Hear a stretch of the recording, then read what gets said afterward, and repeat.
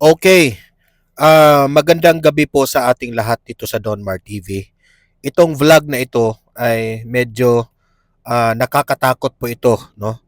Kasi po may ano 'di ba sinabi ko sa inyo kagabi may tumatawag sa aking mga vloggers at meron kaming pinag-usapan. Isa ito sa aming pinag-usapan kagabi.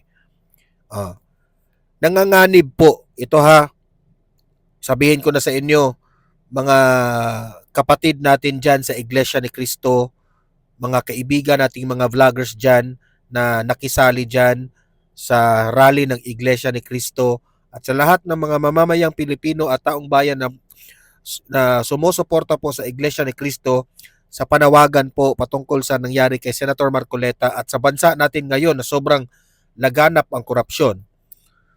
Ito lang, nanganganib po ang rally ngayon ng Iglesia ni Cristo po. Yan ang totoo. Okay? Kasi usap-usapan na yan eh. Marami ng mga umuugong na ah, mga issue, mga sabi-sabi. Kahit tanungin nyo pa yung mga nandyan ngayon na mga taga-INC at mga taong bayan na baka maulit muli ang nangyari sa Plaza Miranda. At meron akong video na inanalyze ko kanina, isang interview ni Bongbong Marcos kung saan meron siyang sinabi. Wag naman sana itong mangyari Nakakatakot po talaga ito. Wait muna Wait muna. Medyo yung microphone natin, wait muna. Ayan.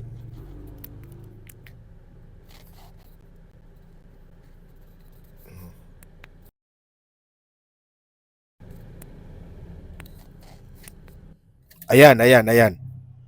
Hay, pati microphone natin sinabotahin na. Kasi po, marami po ang mga nagsasabi at natatakot at nanganganib na baka maulit ang nangyari sa Plaza Miranda. At kapag maulit ang nangyari sa Plaza Miranda, gagawin na naman nila yung martial law. Sa totoo lang, hindi po malayo na maging maging totoo yan eh. Kasi alam mo naman, ang dami ngayong mga umuugong na mga balita. So kaya careful na lang, okay? Careful na lang. Kung meron kayong mga mapapansin na medyo kahina-hinala, i-report nyo agad sa kapulisan. Okay? Pero I hope naman na itong administrasyong Marcos, hindi nyo tratrahidorin ang mga nagrarally dyan at ang taong bayan. Okay? Kasi, in-interview kasi itong si Bongbong Marcos kanina at may nasabi siya. Mamaya pag-usapan natin yan kasi po, talagang nakokonek ko. Hindi ko pinagbibintangan si Marcos pero bakit niya sinabi ito? Okay? Sana mali tayo sa analysis natin. Sana mali ang ating sasabihin na Donmar, pinangunahan mo. Yes, wala namang masama na advanced thinker tayo. Kasi para rin naman itong sa atin na safety ang mga nagrarally. Okay?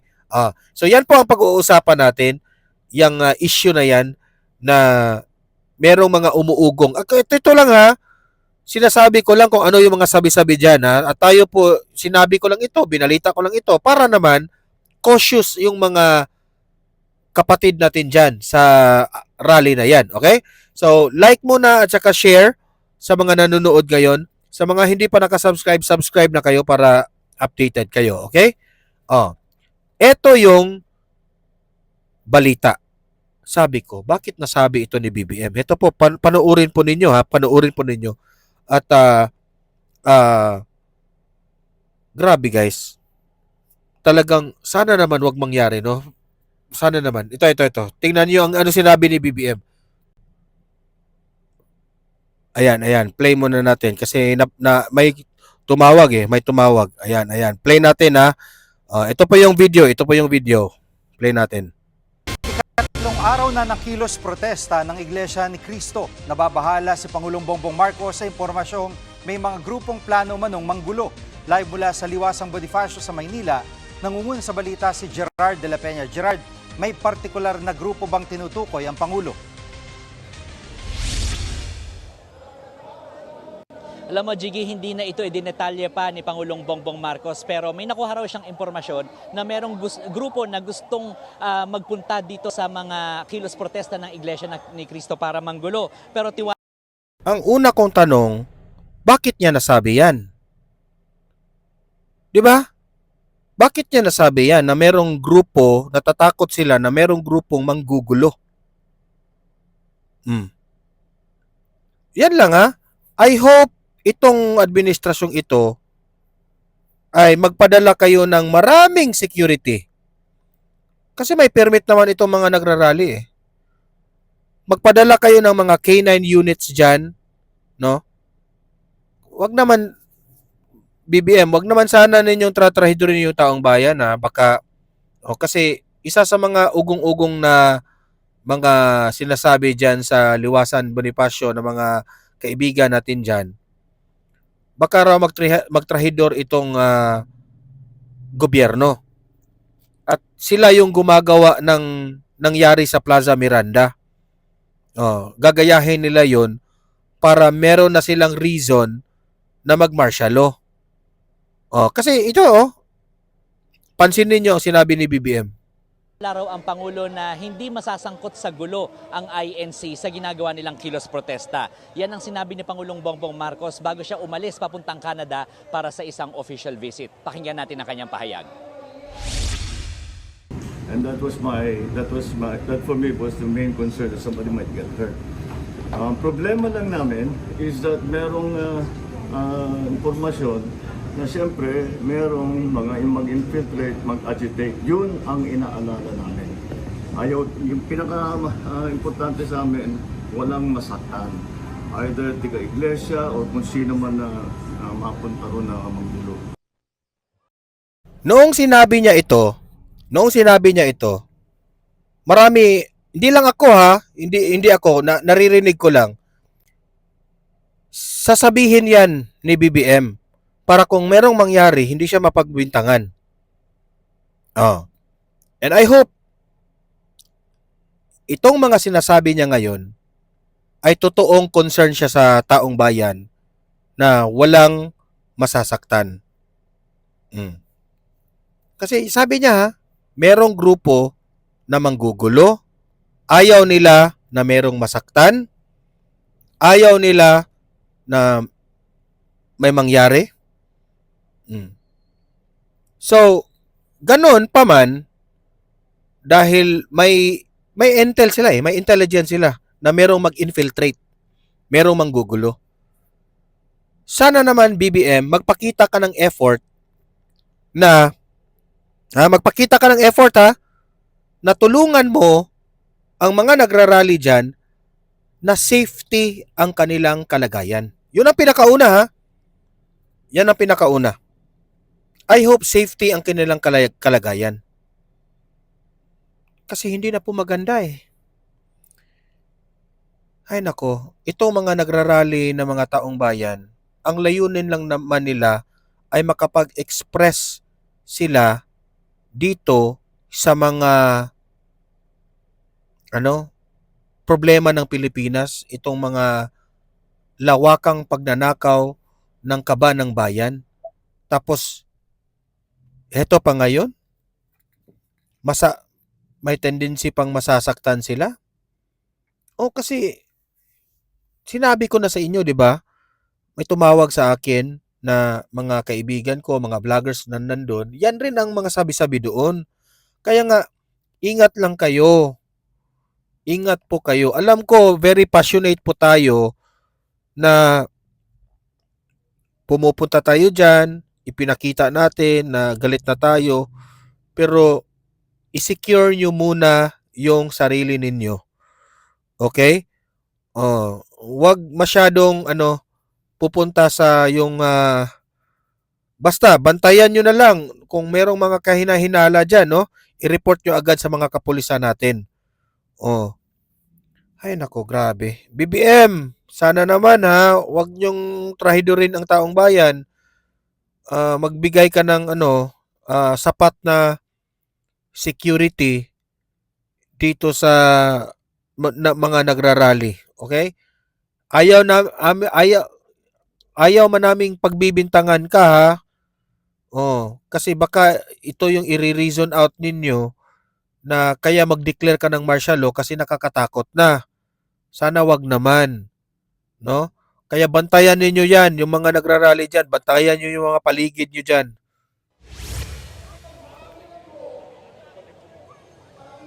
Jiggy, kahapon ay sinabi rin ni Palace Press Officer Attorney Claire Castro na tiwala sila, kumpiyansa silang hindi magpapagamit ang INC para doon sa mga tangkang Nito marami kasi pinapaano ko na nga sa Bisaya pa na pinalampas ko na sa aking tenga yung mga nagsasabi, baka si BBM yan.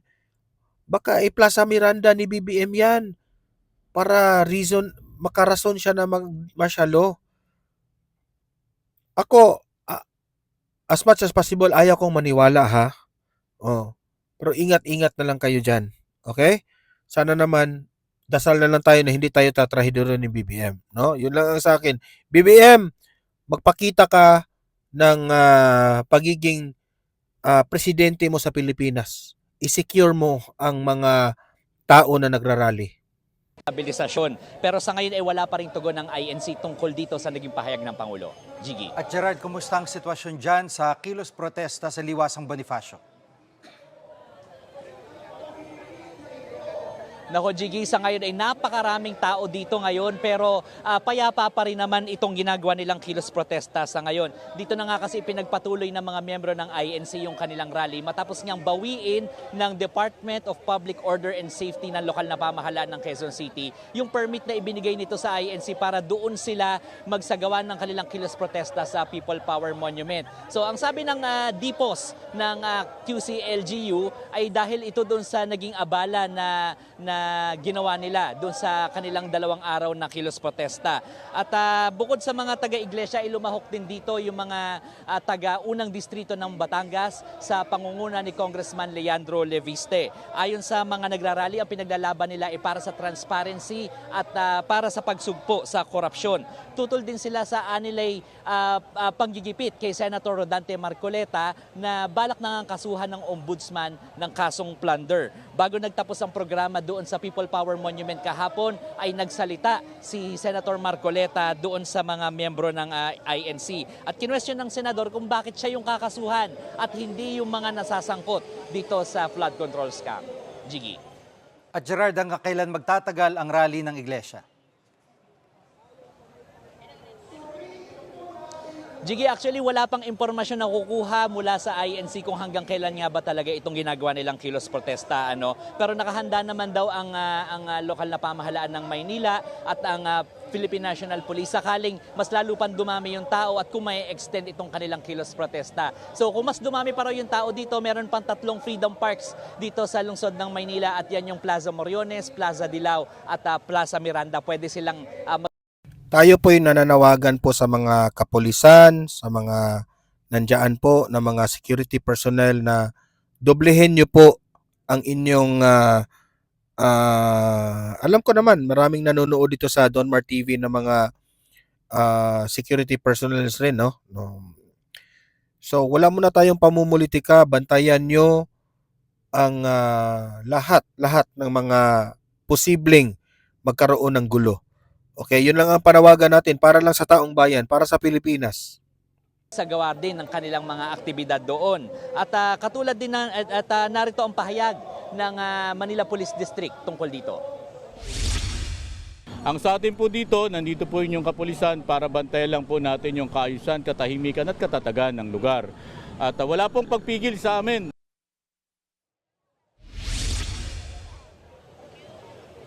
Yan muna ang latest. Balik sa'yo, Jiggy. Yan ang ulat ni Gerard de la Peña live mula sa Maynila. Mga kapatid,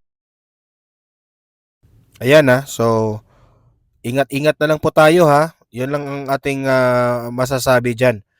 At BBM, oh, ikaw ang mas nakakaalam dyan kasi ikaw ang nagsabi na may ugong-ugong. Pati ikaw, sinabi mo na merong manggugulo.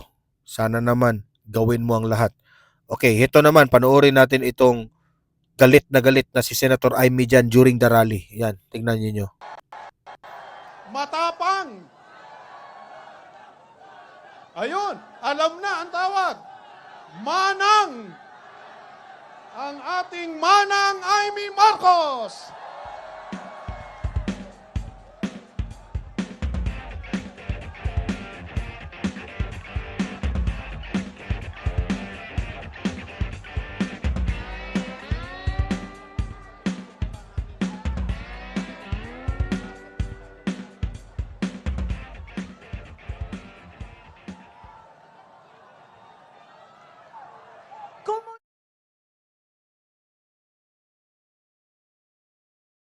Ayan, walang audio.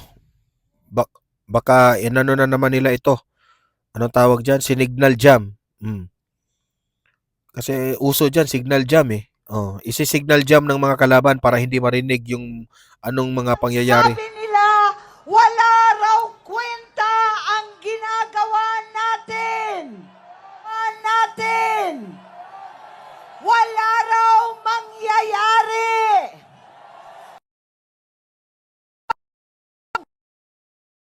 Yan, sinisignal jam na naman nila. Putol-putol na naman. Sige, signal jam.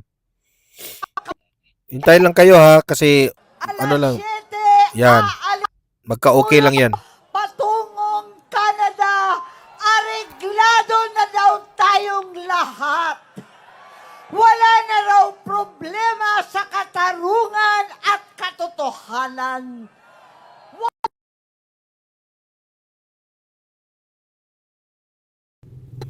Yan, grabing signal jam nila oh. Putol-putol talaga oh.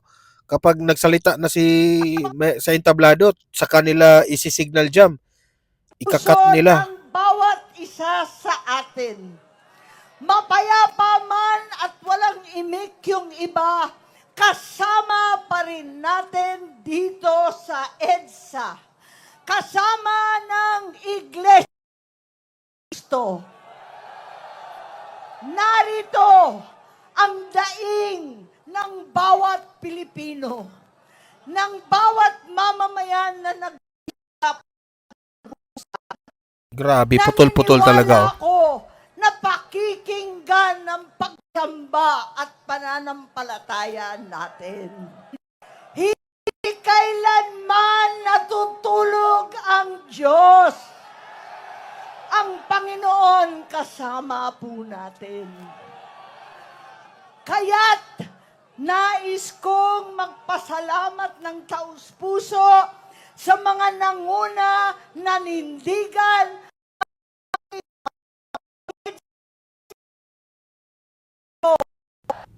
Huwag naman ninyong i-signal jam. Grabe naman kayo mga kalaban kayo. simbahan o paniniwala. Samahan po natin ang ating mga kapatid dito. Nananawagan ako sa kauna-unahang kinulong, inapi, sinugod, KOJC, sumama kayo. Alang-alang sa mahal nating Pastor Kibuloy.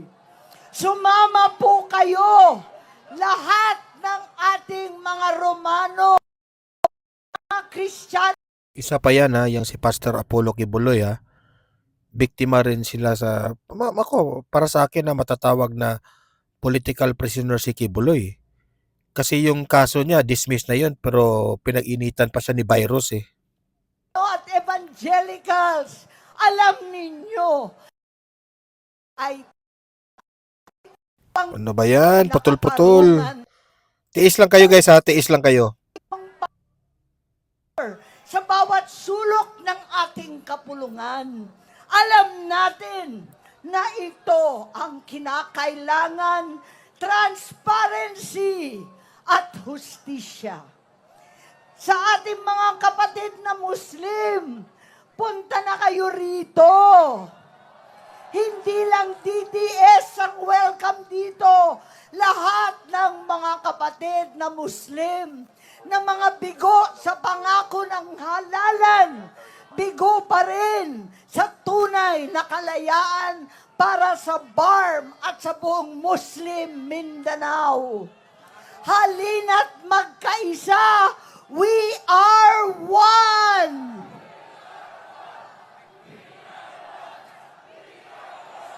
Sa lahat na nagtatrabaho, paligid ng Ortigas at Makati, mga nagsusumikap na middle class na ngayon naging mahirap na sangkahig santuka. Sumama kayo, ang karamihan ng mga Pilipino na mahirap at Ito po ha, nag-breaking news. Nakalagay po dito, Iglesia ni Cristo ends peace rally at Liwasang Bonifacio INC spokes Edwil Zabala says. Siguro, tinapos na nila ang rally kasi mas iniisip pa nila yung kalagayan at safety ng mga rallyista. Yan, grabe, wala na talaga tayong choice. Hindi na tayo makapag-rally kasi merong mga ganyang usapan. Ay, nako. nagdurusa, walang trabaho, walang pagkain. Punta na kayo dito sa Iglesia ni Cristo. Sa lahat ng mga politiko, anuman ang kulay ninyo, wala na pong kulay pagkat lahat tayo ay tumatayo na perang Pilipino. Pumunta na kayo dito sa EDSA kasama ng mga kapatid na matatapang at naninindigan.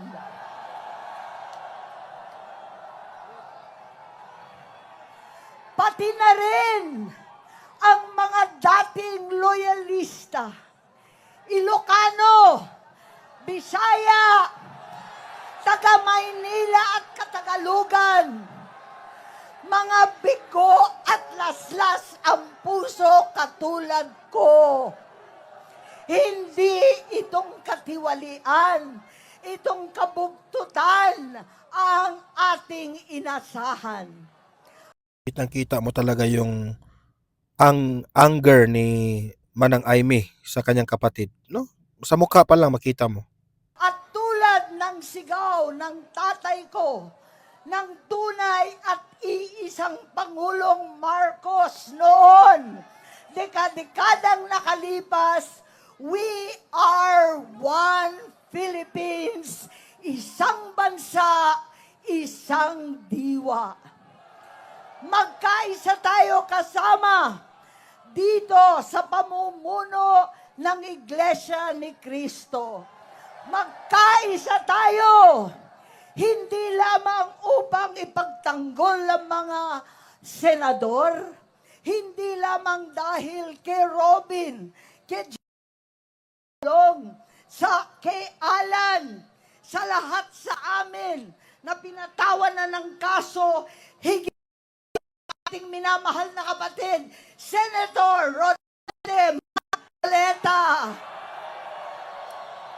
na alam ko naman, kayang-kaya niyang ipagtanggol ang sarili sa mga kabugtutan, kabalbalan, kalokohan na pinataw sa kanya. Magkaisa tayo, hindi sa mga politiko lamang para ipagtanggol ang mga kapatid, kundi para sa Pilipino. Para sa ating kinabukasan. Hoy, signal jam ninyo, putol-putol. Grabe ang signal jam ninyo dyan.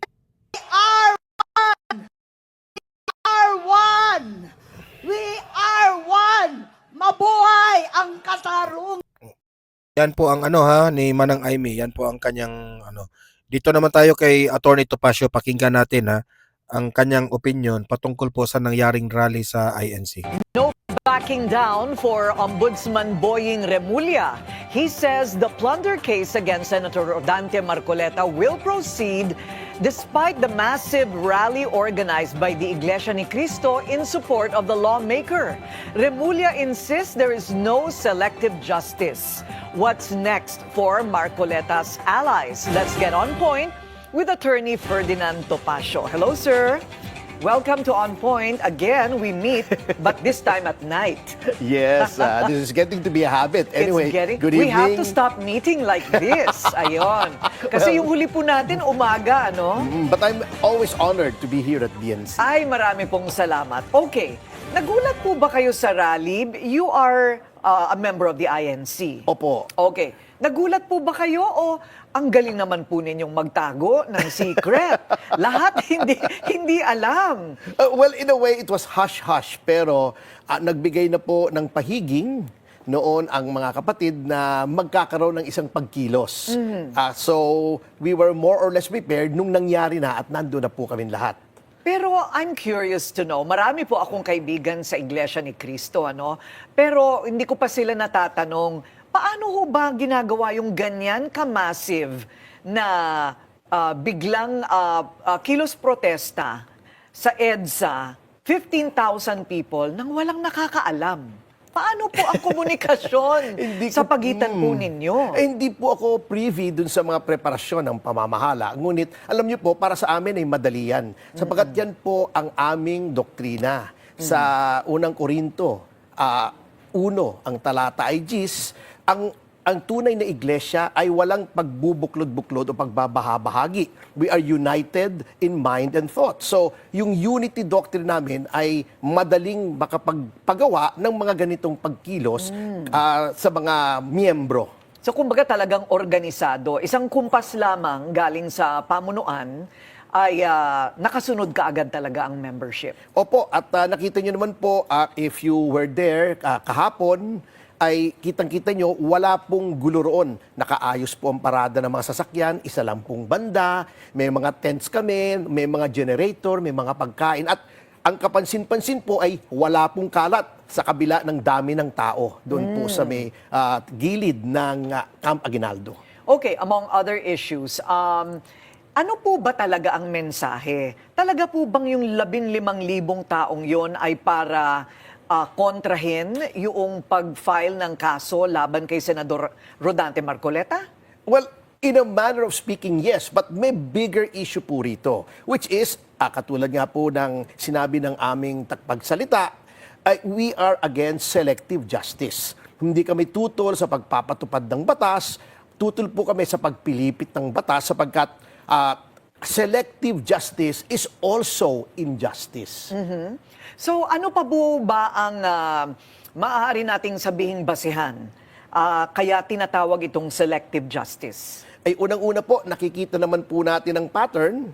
Although I must hasten to add, I cannot speak on behalf of the church administration bilang isang kaanib at bilang isang mamamayan, nakikita naman po natin na kapag kaalyado ng pamahalaan, mabagal ang hustisya. At talagang turtle-paced. Pero kapag kanilang kalaban ay mabilis katulad nung nangyari kay Jinggoy Estrada. At ngayon naman, paano nga po natin masasabing hindi selective justice? Yung crime na plunder, kahit sino pong itanong yung mga legal experts, pilit na pilit po itong plunder para lang maging bail as a matter of discretion ay pinipilit nilang plunder. Yung ginawa di umano ni Senator Marcoleta na pagtanggap ng campaign donations. Lahat naman ng kandidato tumatanggap ng campaign donations. That is authorized by the election code. May mga limitasyon at may reportorial requirements. Ngunit wala pong paglabag sa batas dyan.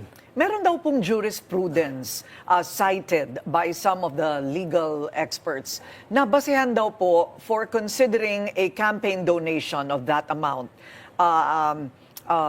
to be a case for plunder. Meron po ba talagang jurisprudence? Ang jurisprudence po ang nagsasabi na kapag plunder, ang predicate crime niyan ay yung graft. Yung ibinigay po sa inyo ay dapat yon ay based on illegal acts, graft and corruption. Ano pong basihan ng graft laws natin?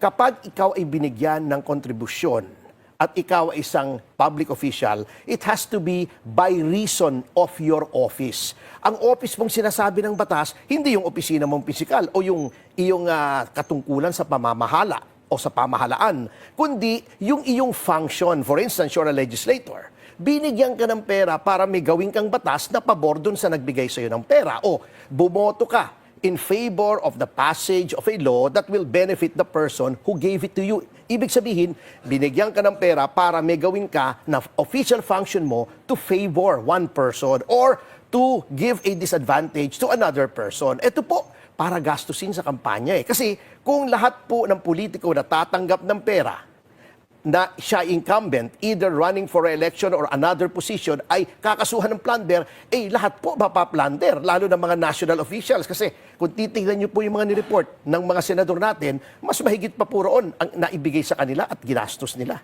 O kaya ang nag-contribute ay isang contractor na biglang did business with the government, hindi po ba? Pwede po yun, but it still has to be proven na yun ay binigay for that consideration. Sapagkat we have to remember that contributions to candidates are allowed by the Omnibus Election Code. Lamang ay mayroong spending limit ang bawat kandidato base sa mga registered voters na maaring bumoto sa kanila. Yun po ang limitasyon doon. So 75 million pesos, nakapaloob pa rin po ba yun sa budget allowed by the COMELEC for a candidate to receive and spend? Opo, kasi nationwide po ito eh. Ang daming botante at yun po ay ang bilang po roon is per registered voter. Hindi po yung mga botanteng bumoto lamang sa iyo. For instance, senador, buong bansa po yun. Kung gobernador, doon sa kanyang probinsya and so on and so forth. Okay. Speaking about allies at yung mga kalaban ng administrasyon, ang sinasabi po ng Iglesia ni Cristo, parang bakit nauuna nakasuhan yung mga kalaban ng administrasyon, like, well, I don't know, Mike Defensor, Jinggoy Estrada, and then also now, well, Leon Leviste, and now Rodante Marcoleta. Pero supposedly kinasuhan din po si DPWH Manuel Bonoan, but now he is considered. Is he already a state witness or he's just being considered a state witness? My basis for saying so is are only reports from media, pero mukhang kinoconsider po seriously. Parang done deal na nga po eh. Which brings me to this. Bakit po nga yung mga tinuturing nilang kaalyado ay mabagal? Katulad po ni Senator Joel Villanueva. Meron na pong rekomendasyon ang DOJ na kasuhan. Pero sabi ng Ombudsman, teka muna, we are not bound by the recommendation of the DOJ because we are independent. Pero pagdating dun sa 18 Marine, sinasabi nila na dinelegate daw nila sa NBI, which is under the DOJ, yung pagdetermine ng credibility ng mga Marine. So, which is which, Mr. Remulla? On one hand, you're saying you have to be independent. On the other hand, you are surrendering your independence to an agency under the executive. So, he's only saying things that he is independent when it suits him. That is double standard in the highest degree. Okay, pero nakita po ninyo yung kanyang sinabi today. He is not backing down. Itutuloy pa rin daw nila yung kaso laban kay Senador Marcoleta. What is your prediction? Ano ang reaksyon ng kapatiran dito? Kami naman po ay pumunta sa lansangan not for anything else but to show our disgust, our dismay at how things are being done under this administration. Sapagkat bagamat may doktrina po kami na kami ay nagpapasakop sa pamamahala that is found in Romans 13, ay meron din pong doktrina na nasasaad sa Biblia sa 2 Samuel, 1 ang talata ay 10 na magpakatatag kayo at ipaglaban ang mga mamamayan at ang kanilang mga lungsod sa mga katiwalian. So, yun po ang aming ginagawa.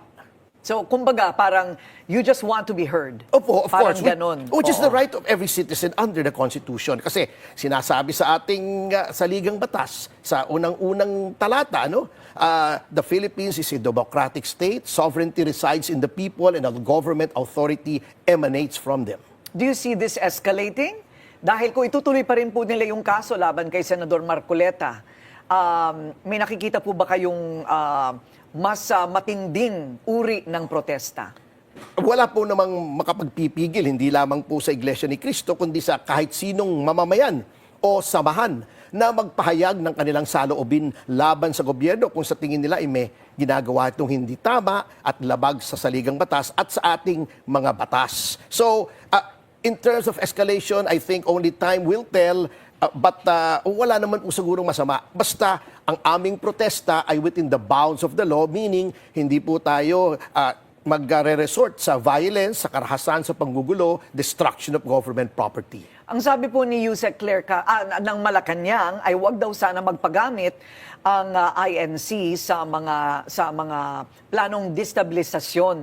Ano po ba yung destabilization? Ano po ba yun? Sino po ba yung mga nag-iimpluwensya? Hindi ko po alam sapagkat matalino po ang pamamahala ng Iglesia ni Cristo. At kami po, ang aming pananampalataya, ay ang pamamahala po namin is guided by instructions from above. Iyon ang aming paniniwala. Maaring hindi kayo nag-agree, ngunit sana'y galangin nila. At sana naman, wag silang mag-impute ng ibang motibo sa amin. Sapagkat hindi naman po itong unang pagkakataon na kami pumunta sa lansangan. Natatandaan nyo, noong January 2025, kami po ay nag-rally sa Quirino. For accountability, there were 1.8 million members, not only in the Quirino Grandstand, but all over the country. Noong November 2025, nag-rally rin po kami para sa accountability. Noong 2012 po, nag-rally rin kami. Noong in the face of the impeachment trial of Chief Justice Corona, naghayag din po kami na dapat ay patas ang pag-apply sa batas. So, as citizens and as members of a religion, meron naman po kaming karapatan. Ayun, okay. So, bukas, na-extend, ano? Ang una namin nakuhang balita ay mayroon ng permit para mag-8 a.m. to 8 p.m. ulit ang pangatlong araw nitong kilos protesta sa May White Plains. Pero meron din kami natanggap na naman na mas panibagong balita na ito daw ay binabawi. So, may permit ba sila para bukas? At kung binawi, bakit binawi? So, we'll take a short break. We'll continue with our discussion with Attorney Ferdinand Topacio when we return, Dinan Topacio. So, may alam po ba kayo tungkol sa permit? Ang unang balita na natanggap at inihayag namin kanina sa agenda is that walang permit ng unang araw pero nabigyan na ng permit for today. And in fact, 2 more days after today. So, 3 araw pa aside from the first day. So, ano po ang inyong balita? Ayun po ang pagkaalam ko. Pero katulad po ng napag-usapan natin kanina, mayroong mga alingaw-ngaw na parang binawi yata. At sana naman hindi, sapagkat nakikita nyo naman po, wala naman pong panganib sa public safety, wala namang kaguluhan, wala namang violence, at maayos naman po ang hanay ng mga kapatid. Ayun, okay. So as we speak, we're trying to verify whether the report is accurate, that binawi daw po itong permit na binigay sa iglesia for tomorrow. Okay, so sabi nga po ninyo, kaayusan at saka siyempre sumusunod naman tayo lahat sa batas. We are in fact a nation of laws and not of men. Ano po nangyari nung unang araw? Walang permit.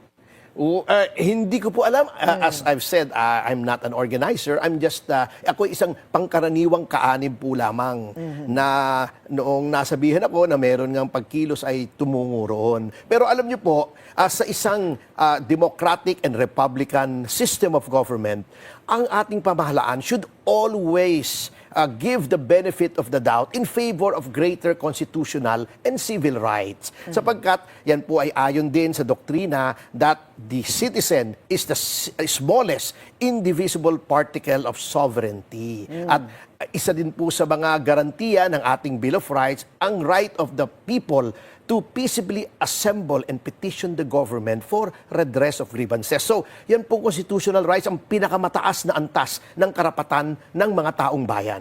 So you're saying that if anyone would want to bring this up to the Supreme Court would surely uphold the right to to peaceful assembly. I would not want to second guess our high court, but I would believe so. Kung wala namang pong violation of the law, wala namang sinaktan, wala namang inabala at maayos naman po, siguro ay we should always presume in favor of greater rights. Okay. So, yan po ang opinion po ni Attorney Topacio. I hope naman ay nasagot lahat ni Attorney Topacio ang patungkol po doon sa INC kung bakit nagkaroon ngayon ng malawakang rally. At breaking news, natapos na raw yung rally sa Liwasan Bonifacio. Ako, wala pang detalyadong sinabi ang INC bakit natapos. Basta pagkakaalam ko sa atin analysis dito at sa mga sabi-sabi, yan, natatakot siguro sa mga gulo na yan, okay? So, guys, mag-comment po kayo, no? Basahin natin yan. Like and share na lang. Subscribe sa Donmar TV. At, ayan, para updated kayo lagi dito. See you in my next video. Have a great day. Have a great night. God bless po sa ating lahat. Mabuhay ang Pilipinas and God save the Philippines.